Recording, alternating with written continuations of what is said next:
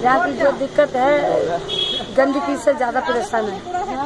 कूड़ा उठाने नहीं आते हैं, कूड़ा बाहर रहता है ज़्यादातर। जो लोग कूड़ा फेंकते हैं उनसे कभी आपने बात करी है? करिए, हम लड़ने खड़े हो जाते हैं, तब भी वो लोग कहते हैं तुम कौन होती रोकने वाली? ये खत्ता है तो खत्ता। क्या इसको लेके कभी बीमारियां हुई हैं इलाके में? काफी बीमारियां होंगी, इंसान बीमार इतनी बदबू आती है, हम सो भी नहीं पाते, इतनी बदबू आती है बहुत ज्यादा। इतने वहाँ से वहाँ तक कूड़ा यहाँ से यहाँ तक आ जाता है, तब उठाते। कई बार तो 4-4 दिन उठता ही नहीं। कितना समय हो गया इस कूड़े को यहाँ पड़े हुए? हो गए इसको 20 साल का हो गए 20 साल।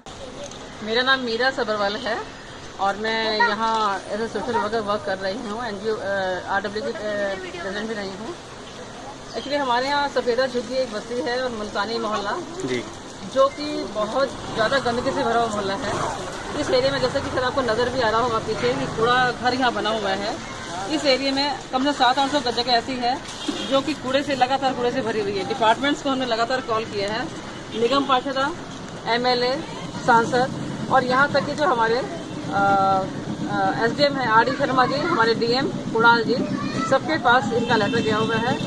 और उन्होंने हमारे जो SDM है, हमारे SDM साहब ने MCD से DDA से दोनों से बात की थी। इसके साथ ही जो हमने महेश जी के ऑफिस में अगर लेटर दिया था, उन्होंने भी DDA से मिलकर के कार्रवाई करने की डिमांड की थी और डिमांड तो की गई है। हालांकि लगातार उनका पीछा किया जा रहा है, मैं खुद पीछा कर रही हूँ और DDA के ऑफिस में भी लगातार इसका पीछा किया जा रहा है। लेकिन DDA जो है वो इसके कानों में बिल्कुल वो नहीं रह रही है।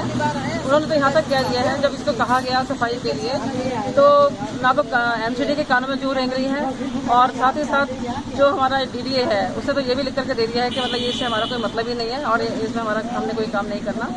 अब सिर्फ सवाल ये पैदा हो रहा है कि अगर ये जगह किसी की है ही नहीं तो क्या ये जगह जनता के हवाले कर दी जाए? जनता अपने आप पैसा इकट्ठा करके इस एरिया को साफ भी कर लेगी, इसको इस लायक बना लेगी, रहने लायक। क्योंकि आज जो यहाँ पे लगातार बीमारियां फैल रही हैं, कभी डेंगू है, कभी मलेरिया है और आसपास के लोग लगातार बीमारियों से ग्रस्त हैं, कुछ ना कुछ बीमारियां उनको लगी ही रहती हैं।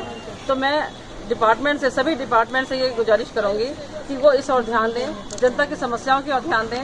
अपने नेताओं से भी गुजारिश करूंगी कि इस समस्या की ओर ध्यान दें, क्योंकि अगर हम उनको 1 महीने का टाइम दे रहे हैं, ये अगस्त के महीने का हम टाइम दे रहे हैं, अगर इसमें कोई कार्रवाई नहीं होती तो यहाँ की जनता जो है बवाल कर देगी। यहाँ पे हम लोग धरना प्रदर्शन शुरू कर देंगे।